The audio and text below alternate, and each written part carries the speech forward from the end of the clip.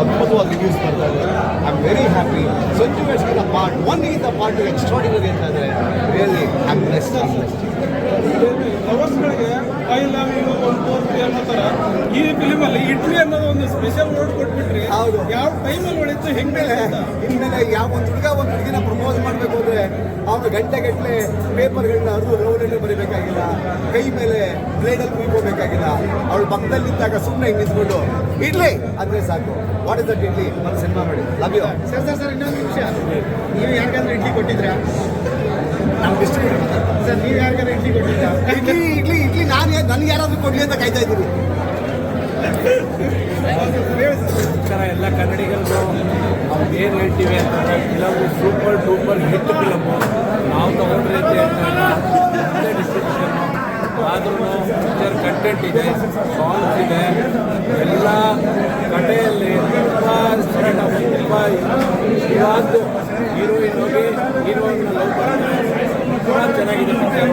ತುಂಬ ಚೆನ್ನಾಗಿ very very thanks to all media. ಕೊಟ್ಟಿದ್ದೀನಿ ಕಣ, ಗುರು ಹತ್ರ ಐತೆ ಒಂದು ಸ್ಟೆಪ್ ಹಿಂದೆ. ಒಂದು ಸಿನಿಮಾ ಹುಟ್ಟಿಸುವಾಗಿದ್ದಂಥ ಕಷ್ಟ ಅದು ಹುಟ್ಟಿದ ಮೇಲೆ ಜನರಿಗೆ ತಲುಪಿ ಅವರು ಅದನ್ನು ಪ್ರೀತಿ ಮಾಡಿ ಇವತ್ತು ಬರ್ತಾ ಪ್ರತಿಕ್ರಿಯೆಗಳು ಹೆಂಗಿದೆ ಅಂತಂದರೆ, ಆಡಿಕೊಂಡವರ ಎದುರುಗಡೆ ಆಡಿ ಬೆಳೆ ಮಗನೆ ಅಂತ ಹೇಳ್ತಾರಲ್ಲ, ಆಡಿಕೊಂಡವರೆಲ್ಲ ಇವತ್ತು ಹಾಡಿ ಮಾತಾಡ್ತಾ ಇದ್ದಾರೆ. ಅವ್ರಿಗೆಲ್ಲ ತುಂಬ ಧನ್ಯವಾದಗಳು.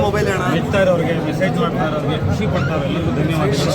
ಮೊದಲಿಗೆ ನಾನು ಹೀರೋ ಬರೆದನ್ನ ಅಷ್ಟು ಚೆನ್ನಾಗಿ ನಾಗಶೇಖರ್ ಟೀಮು, ಇಡೀ ಟೀಮ್ನ ಗೆಲ್ಲೋದು. ನನಗನ್ಸುತ್ತೆ, ನಾನು ಒಂದು ಮಾತು ಹೇಳಕ್ಕೆ ಇಷ್ಟಪಡ್ತೀನಿ. ಈ ಕಥೆಗೆ ಒಂದು ಸ್ಫೂರ್ತಿ ಯಾರು ಅಂತಂದರೆ, ಈ ಕಥೆಗೆ ಸ್ಫೂರ್ತಿ ಶ್ರೀಮತಿ ಭಾರತಿ ವಿಷ್ಣುವರ್ಧನ್. ಈ ವಿಚಾರಕ್ಕೆ ಸ್ಫೂರ್ತಿ ಶ್ರೀಮತಿ ಸುಮಲತಾ ಅಂಬೇಶ್ವರ್. ಈ ಕಥೆಗೆ ಸ್ಫೂರ್ತಿ ಶ್ರೀಮತಿ ಅಶ್ವಿನಿ ಕುರಿತು, ಶ್ರೀಮತಿ ಮೇಘನಾಥ್ ಗಿರು ಸರ್ಜಾ ಅವರು.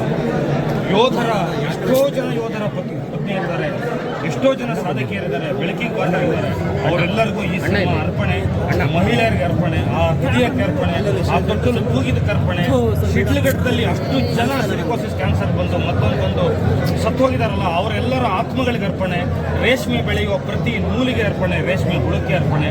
ಈ ಸಿನಿಮಾ ಅವರೆಲ್ಲರಿಗೂ ಅರ್ಪಣೆ. ಸರ್, ಏನನ್ಸುತ್ತೆ ಸರ್, ಈಗಿನ ಕಾಲದಲ್ಲಿ ನಿಜವಾಗ್ಲೂ ಈ ರೀತಿ ಪ್ರೀತಿ ಇದೆಯಾ? ಇಷ್ಟೊಂದು ರಿಯಲ್ ಲವ್ ಇದೆಯಾ ಅಂತ? ಈಗಿನ ಕಾಲದಲ್ಲಿ ಅಂದ್ರೆ ನಾನು ಬದುಕಿದ್ದೀನಲ್ವ, ಈಗಿನ ಕಾಲದಲ್ಲಿ ನಾಗಶೇಖರ್ ಬದುಕಿದಾರಲ್ವ, ಕಿಟ್ಟಪ್ಪ ಪ್ರೀತಿ ಮಾಡಿ ಮದುವೆ ಆದವ್ರು ಬದುಕಿದಾರಲ್ವ, ಇವೆಲ್ಲರೂ ಬದುಕಿದ್ದಾರೆ ಅಂದ್ರೆ ಪ್ರೀತಿ ಒಂದೇ ಶಾಶ್ವತ ತಿಳ್ಕೊಳ್ಳಿ. ಅದು ಎಲ್ಲ ಕಾಲಘಟ್ಟಕ್ಕೂ ಎಲ್ಲ ಥರದಲ್ಲೂ ಅನ್ವಯ ಆಗುತ್ತೆ. ಪ್ರೀತಿನ ಹೇಳಕ್ಕೆ 100 ದಾರಿ. ನಾವೊಂದು ರೇಷ್ಮೆ ಹುಳನ ಹೇಳ್ಕೊಂಡು ಆ ಪ್ರೀತಿಗೆ ಧನ್ಯವಾದ. ಸೆಲೆಬ್ರಿಟಿಗಳು ಮತ್ತು ಯುವಕರು ಡಿವೋರ್ಸ್ ಕೇಸ್ ಜಾಸ್ತಿ ಆಗ್ತದೆ, ಅವ್ರು ಬಂದು ಸಿನಿಮಾ ನೋಡಬೇಕು. ಯಾವ ಕೇಸ್ ಬಗ್ಗೆ? ಡಿವೋರ್ಸ್ ಕೇಸ್ ಜಾಸ್ತಿ ಆಗ್ತದೆ, ಅವ್ರು ಬಂದು 2 ಡೈವರ್ಸ್ ಆಗಿರೋ ನಾನೇ ಸಿನಿಮಾ ಬರ್ತಿದ್ವಲ್ಲ. ಎಲ್ಲರೂ ನೋಡಬೇಕು. ಜೊತೆಲಿ ಇದ್ದವರು, ಜೊತೆ ಇಲ್ಗಡೆ ಇರೋರು, ಒಟ್ಟಿಗಿರೋರು, ದೂರ ಆದವರು, ಹತ್ತಿರ ಇರೋರು, ಎಲ್ರಿಗೂ ಪ್ರೇಯರ್ ಕೂಡ ನಾನೇ. ತುಂಬ ಸಂತೋಷವಾಗಿ ಬದುಕ್ಬೋದು ಅವ್ರ ನೆನಪಲ್ಲಿ. ಅದೇ ಸಿನಿಮಾ. ಸರ್, ನಿಮ್ಮ ಲೈಫ್ ನೆನ್ಸ್ಕೊಂಡು ನೀವೇನೋ ಡೈಲಾಗ್ಗಳು ಬರ್ದ್ರ? ನಿಮ್ಮ ಲೈಫ್ ನೆನ್ಸ್ಕೊಂಡು ಏನಾದ್ರು ಡೈಲಾಗ್ಗಳು ಬರ್ದ್ರ? ನನ್ನ ಸಿನಿಮಾ ಬರೆದ್ರೆ ನೀವು ನೋಡೋಕ್ಕಾಗಲ್ಲ, ಅಷ್ಟು ಗೌರವವಾಗಿರುತ್ತೆ ಸಿನಿಮಾಗೋಸ್ಕರ. ಸರ್, ಮತ್ತೆ ಒಂದಾಗಬೇಕು ಅಂತ ಹೇಳಿ ಅನಿಸ್ತಾ ಇದೆಯಾ ಈ ಸಿನಿಮಾ ಮೇಲೆ ನೋಡಿದ ಮೇಲೆ? ಅವ್ರಿಗೂ ಅನ್ಸ್ಬೇಕಲ್ಲ, ಆ ಥರ ಆಗಲ್ವಲ್ಲ. ಒಂದು ಸೇತುವೆನ ಒಂದು ಮಾತು ಹೇಳ್ತೀನಿ, ಒಂದು ರೋಡನ್ನ, ಒಂದು ರಸ್ತೆನ, ಒಂದು ಏನನ್ನು ಬೇಕಾದ್ರೂ ಕಟ್ಬೋದು. ಸೇತುವೆಯನ್ನು ಮಾತ್ರ 2 ಕಡೆಯಿಂದ ಕಟ್ಟಬೇಕು ಸಮವಾಗಿ. ಅದು ಸಂಬಂಧ 2 ಕಡೆಯಿಂದ ಇದ್ದರೆ ಮಾತ್ರ ಸೇತುವೆ ಆಗುತ್ತೆ. ಅದೇ ಈ ಸಿನಿಮಾ. ಎಲ್ರಿಗೂ ಕೂಡ ಸಂಜು ವೆಡ್ಸ್ ಸಿನಿಮಾ ಈಗ ನೋಡಿ 3 ಬರುತ್ತಾ ಅಂತ ಹೇಳಿ ಎಲ್ರಿಗೂ ಕೂಡ ಒಂದು ಖುಷಿ. ಸಿನಿಮಾ ಬಗ್ಗೆ ಕೇಳಿ